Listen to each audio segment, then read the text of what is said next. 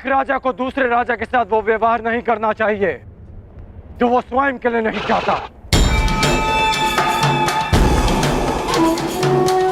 मुझे जब भी तुम्हारी सहायता की आवश्यकता पड़ी, तुम एक बार मेरी सहायता करने अवश्य आओ।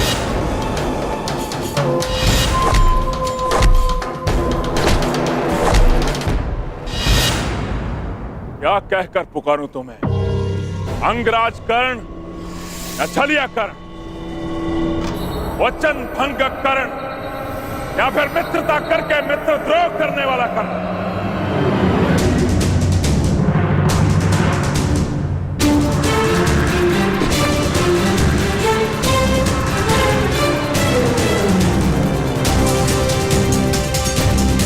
न्याय का योद्धा परशुराम शिष्य राधे कर्ण पुकार सकते हो, जिसे ये बलि रोकनी पड़ी क्योंकि ये आवश्यक था।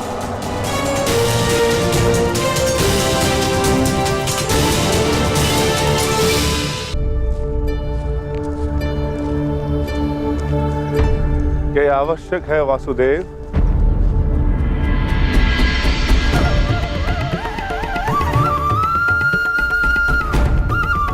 हाँ, हम वहां जरासंध के अंत के लिए जा रहे हैं। अपनी सुरक्षा के लिए वेश बदल कर जाना, क्या यह कायरता नहीं? नहीं भीम, हमने ये वेश उन सैनिकों के प्राणों की रक्षा के लिए धारण किया है जो हमें पहचान कर हम पर आक्रमण करेंगे और अकारण ही बाहुबली भीम के हाथों मारे जाएंगे।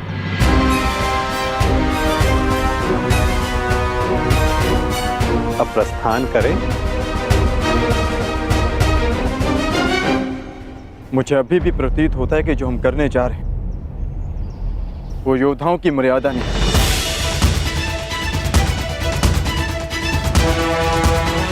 आप आज्ञा दीजिए, मैं अपने ही वेश में एक ही क्षण में मगध के द्वार ध्वंस कर दूंगा और जरासंध को भी धराशायी कर दूंगा। तुम्हारा ये आक्रोश और तुम्हारी युद्ध के लिए ये उत्सुकता मुझे किसी और का स्मरण करा रही है अर्जुन।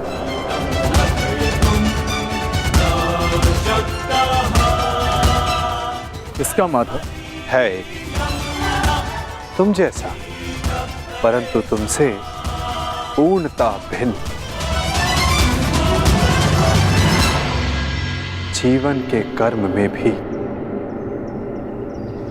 और कर्म के परिणाम में भी।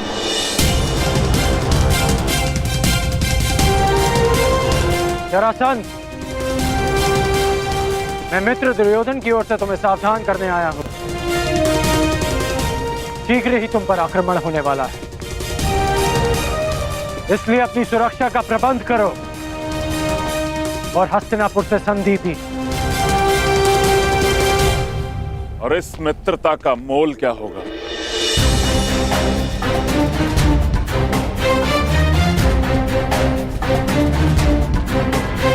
बस इन 100 राजाओं को मुक्त करना होगा।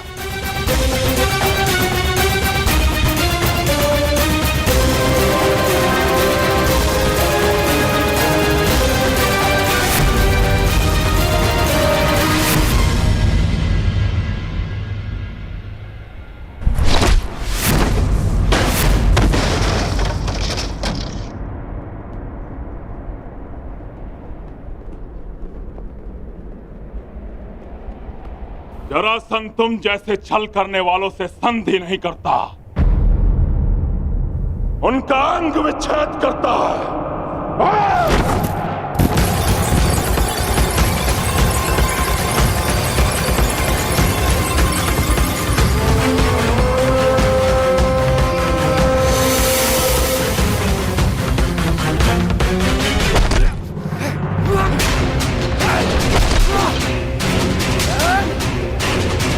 मेरी बात मानो, इन राजाओं को मुक्त कर दो जरासंध। और राजा की नहीं, एक तो एक राजाओं की बलि चढ़ेगी कर्ण।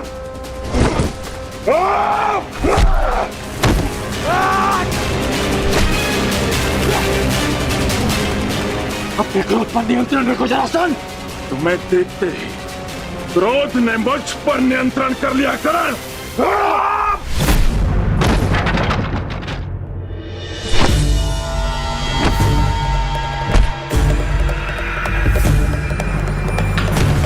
रुक जाओ जरासंध, मैं तुम्हें सावधान कर रहा हूं। रुक तो तुम गए थे करण, सहायता तो तुम मेरी करने आए थे, किंतु हाथ मिला बैठे उस छलिया कृष्ण से।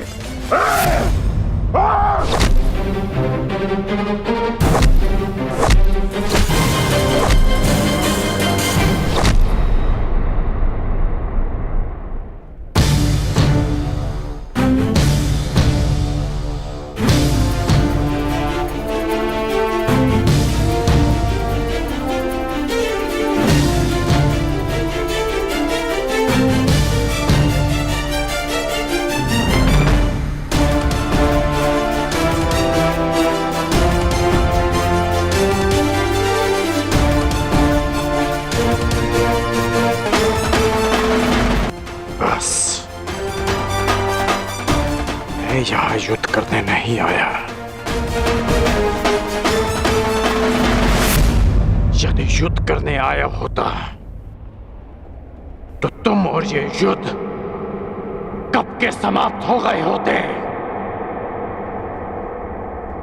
इस भांति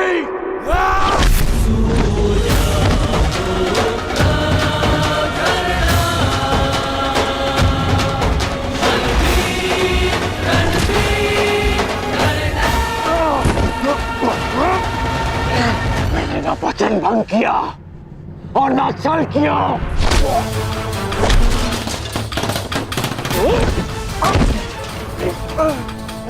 मैं युद्ध में तुम्हारी सहायता के लिए पहुंचा था, परंतु रुक रहा क्योंकि वासुदेव शांति का प्रयास कर रहे थे।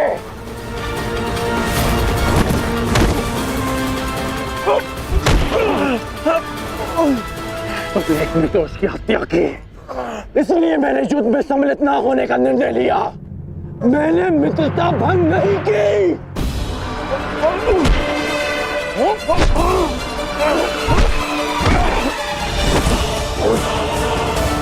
मेरे शत्रु के साथ खड़ा रहने वाला मेरा मित्र नहीं।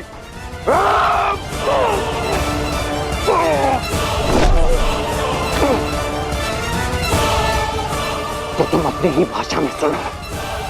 यदि शत्रु का शत्रु मित्र होता है तो हस्तिनापुर से संधि करो और इन राजाओं को मुक्त करो।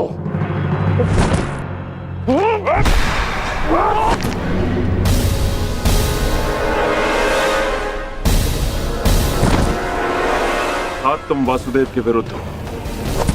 नहीं, मैं वासुदेव के विरुद्ध नहीं, परंतु अपने मित्र दुर्योधन के साथ हूं जो वासुदेव के विरुद्ध है। अब मेरी बात ध्यान से सुनो। तुम पे शीघ्र ही आक्रमण होने वाला है, इसलिए हस्तिनापुर से संधि करके दुर्योधन से मित्रता स्वीकार करो। कृष्ण का विरोध करने वाले के लिए 100 राजा क्या, मैं सहस्त्र राजाओं को छोड़ सकता हूं। मुझे तुम्हारी संधि स्वीकार है। अब ये सभी राजा मुक्त हैं।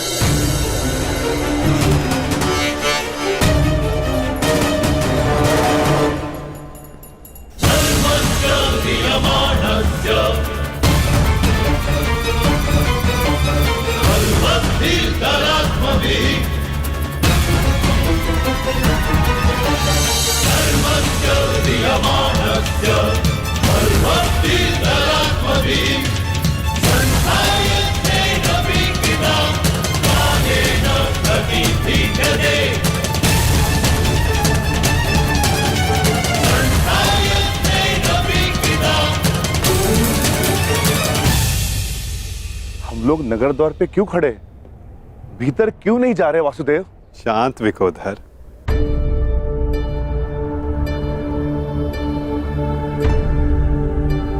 अंदर जाने से पूर्व तनिक मगध नरेश के लिए कुछ भेंट तो ले ले। आओ, उनके लिए चलकर पुष्प ले ले। चलो।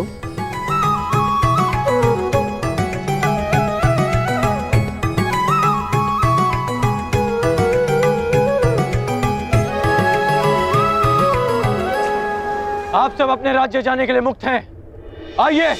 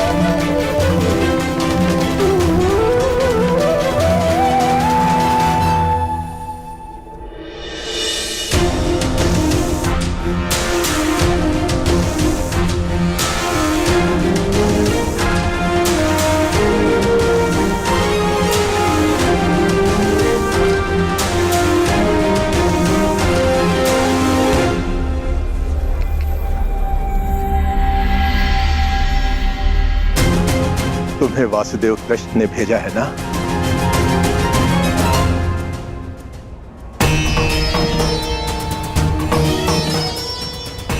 नहीं भद्र। यदि मैं मुक्त हो गया हूं तो अवश्य ही तुम्हें कृष्ण ने भेजा है, और जो तुम्हें कृष्ण ने नहीं भेजा अर्थात मैं मुक्त नहीं हुआ। अपना परिचय दीजिए भद्र। मैं विश्वकर्मा हूं, देवताओं का प्रधान वास्तुकार। जरासंध ने मुझे भी यहां बंदी बनाकर रखा था। कल रात्रि श्री कृष्ण ने मुझे सपने में दर्शन दिए। उन्होंने कहा कि वो मुझे स्वयं मुक्त कराने आएंगे, किंतु आश्चर्य वो नहीं आए।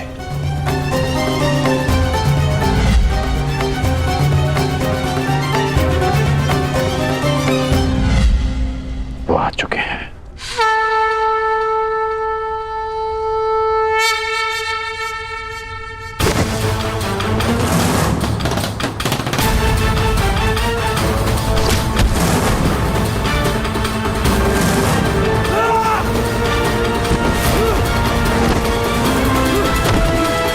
के सब मल थक गए।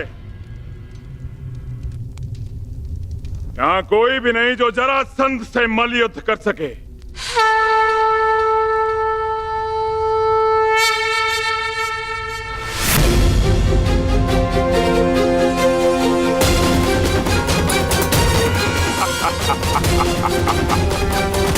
लो, अब ये ब्राह्मण मुझसे मल युद्ध करने आए हैं।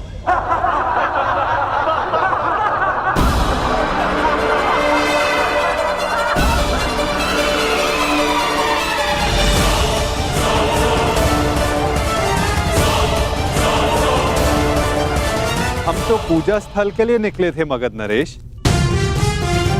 परंतु भूलवश हम यहाँ आ गए। अच्छा हुआ भूलवश इस घेरे में नहीं चले आए, अन्यथा मुझसे मल्ल युद्ध करना होता। अब अपनी भूल सुधारो और यहाँ से चले जाओ। यह स्थल केवल और केवल योद्धाओं के लिए, निर्बल ब्राह्मणों के लिए नहीं। जी राजन, जैसी आपकी इच्छा।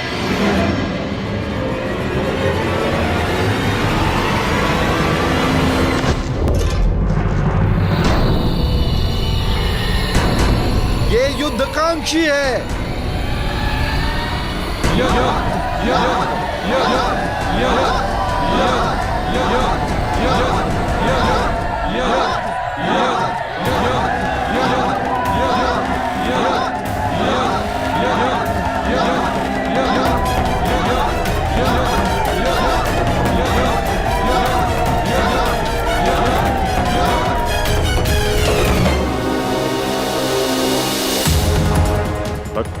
आपने सुना नहीं ब्राह्मण देव।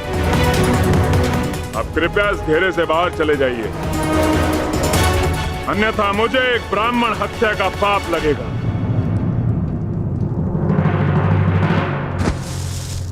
कुछ क्षण पहले आपने सभी को चुनौती दी थी मगध नरेश,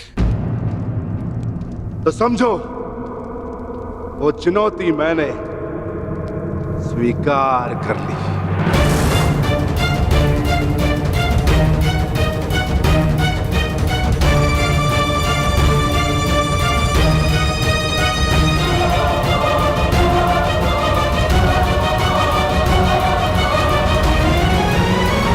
अद्भुत आत्मविश्वास है आप में ब्राह्मण देव, किंतु आज आपके साथ साथ आपका ये आत्मविश्वास भी टूट जाएगा। वैसे मल्लयुद्ध के नियम तो जानते हो ना ब्राह्मण देव? हाँ, जब तक एक योद्धा पराजय स्वीकार ना कर ले, युद्ध होता रहेगा।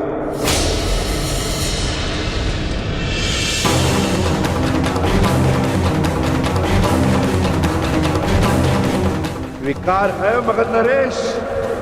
विकार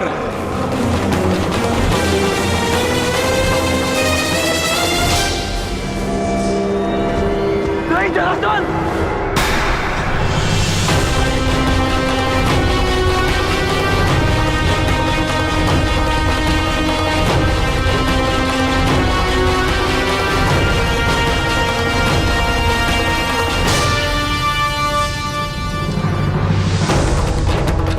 ये चुनौती स्वीकार मत करना।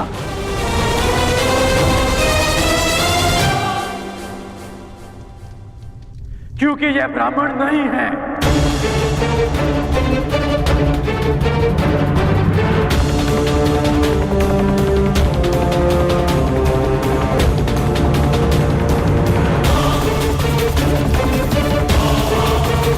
तो फिर कौन है ये? एक योद्धा को युद्ध से पूर्व अपने प्रतिद्वंदी का सत्य परिचय मिले, यही युद्ध नियम है। जिसने तुम्हें चुनौती दी वो वृकोदर भीम है।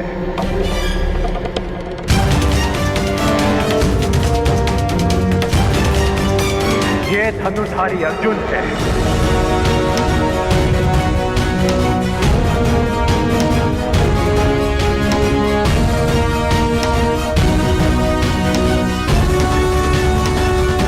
और भीम के पीछे जो खड़े हैं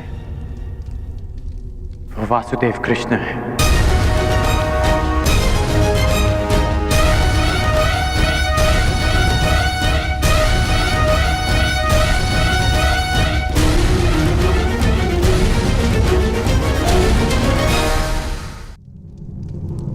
अब सत्य जानने के पश्चात तुम ये चुनौती अस्वीकार कर सकते हो। सत्य कहा अंगराज ने मगध नरेश। अब निर्णय आपका है। परिचय जानकर यदि भयभीत हो तो भीम द्वारा दी गई चुनौती अस्वीकार कर सकते हो।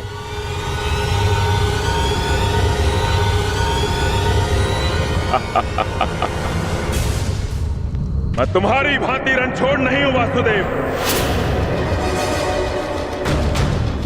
युद्ध की चुनौती मैं किसी भी परिस्थिति में, किसी भी वेश में कभी टाल नहीं सकता।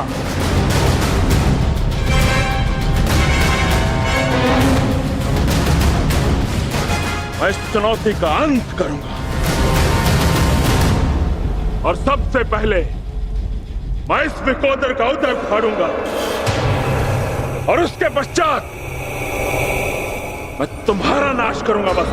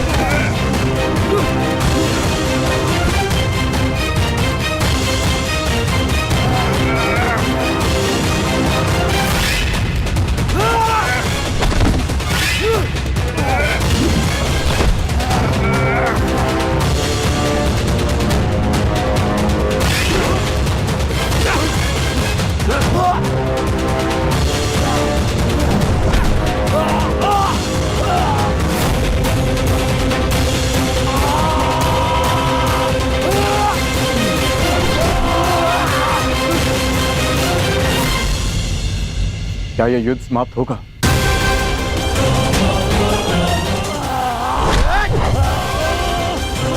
जिसका प्रारंभ हुआ है उसका अंत भी निश्चित होता है पार्थ।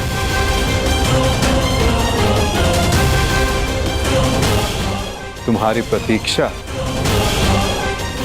शीघ्र पूर्ण होगी।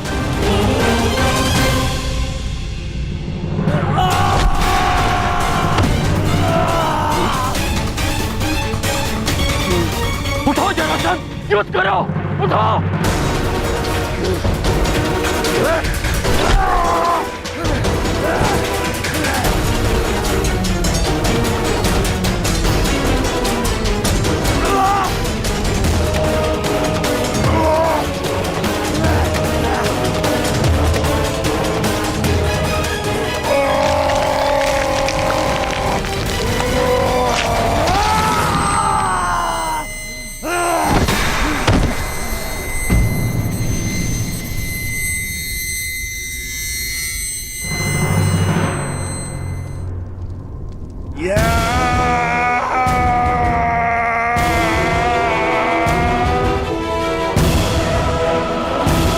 जरासंध का अंत हुआ।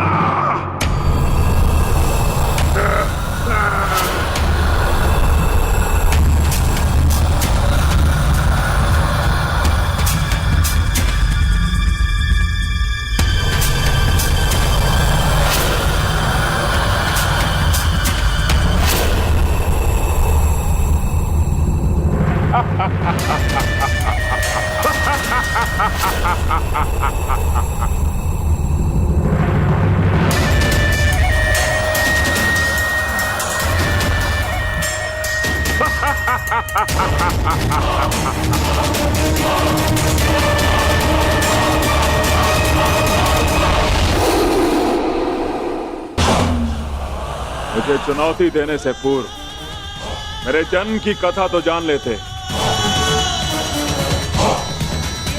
माता के गर्भ से 2 पिंडों में जन्मा मैं, मृत, और मेरे शरीर को वन में फेंक दिया गया। वहां जरा नामक राक्षसनी ने उन पिंडों की संधि करके जोड़ा और मेरा नामकरण हुआ जरासंध।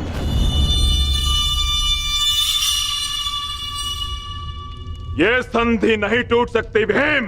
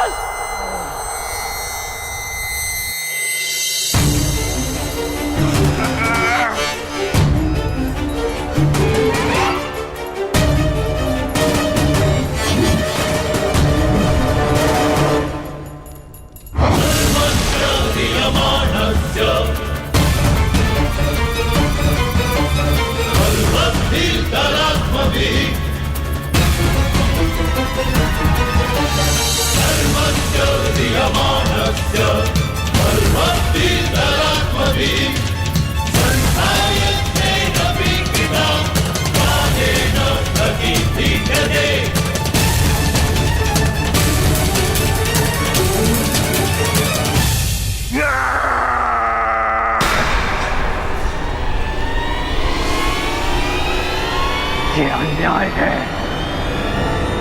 ये छल है।